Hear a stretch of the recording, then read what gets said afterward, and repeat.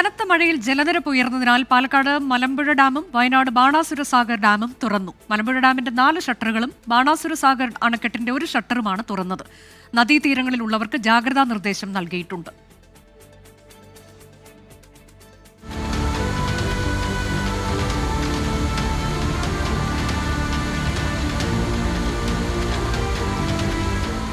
മലമ്പുഴ അണക്കെട്ടിന്റെ ഷട്ടറുകൾ 10 സെന്റിമീറ്റർ വീതമാണ് തുറന്നത്. ഭാരതപ്പുഴയുടെ തീരത്തുള്ളവർക്ക് ഉൾപ്പെടെ ജാഗ്രതാ നിർദ്ദേശം നൽകി.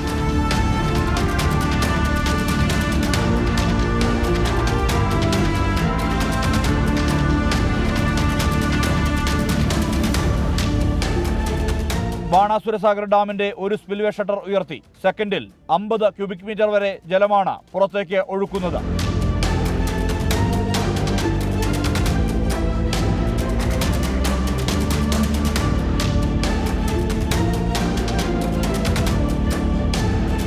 കരമാന്തോട്, പനമരംപുഴ, കബനിപ്പുഴ എന്നിവിടങ്ങളിൽ ജാഗ്രതാ നിർദ്ദേശമുണ്ട്. വയനാട്ടിൽ കഴിഞ്ഞ ദിവസത്തെ അപേക്ഷിച്ച് മഴ കുറഞ്ഞിട്ടുണ്ട്. ജലനിരപ്പ് ഉയരാനുള്ള സാഹചര്യം കണക്കിലെടുത്ത് പെരിക്കലൂർ കടവ്, മരക്കടവ് എന്നിവിടങ്ങളിലെ തോണിയാത്ര താൽക്കാലികമായി നിർത്തി. മുല്ലപ്പെരിയാർ അണക്കെട്ടിലെ ജലനിരപ്പ് 135 അടിയായി. നാളെ ഷട്ടറുകൾ തുറന്നേക്കുമെന്ന് തമിഴ്നാട് അറിയിച്ചു.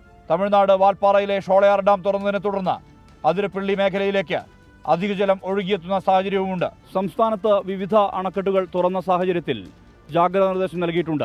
പുഴയിൽ ഇറങ്ങിയാൽ കർശന നിയമ നടപടി നേരിടേണ്ടി വരുമെന്നാണ് മുന്നറിയിപ്പ്. വിവിധ ബ്യൂറോകൾക്കൊപ്പം സുർജിത് അയ്യപ്പത്ത്, 24 വയനാട്.